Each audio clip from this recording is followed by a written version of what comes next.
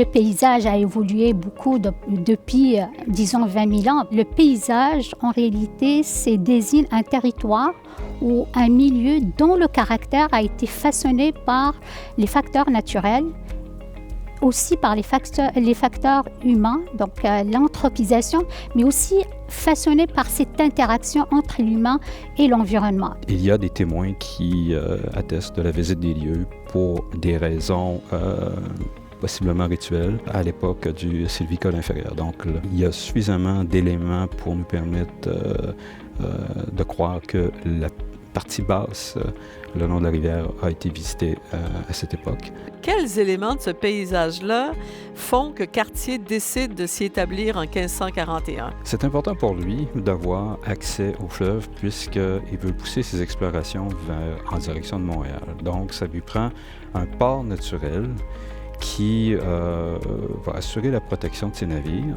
et en même temps où il va pouvoir établir sa colonie. On peut voir tant le fleuve d'un part et d'autre, donc vers l'amont comme vers l'aval, mais aussi on peut avoir toute une vue sur la rivière, donc la vallée des Cap-Rouges. C'est un site vraiment qui est très très riche. Il y avait plusieurs essais pour trouver où se trouve cet établissement du fort en haut. Ce qui frappe aujourd'hui à Cap-Rouge, c'est le fameux tracel, le fameux pont de voie ferrée, le pont aérien. C'est l'ultime impact visuel de l'industrialisation, si on veut.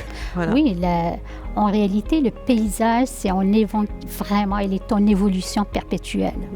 Donc, ça change en fonction tant du climat, mais en fonction des activités humaines.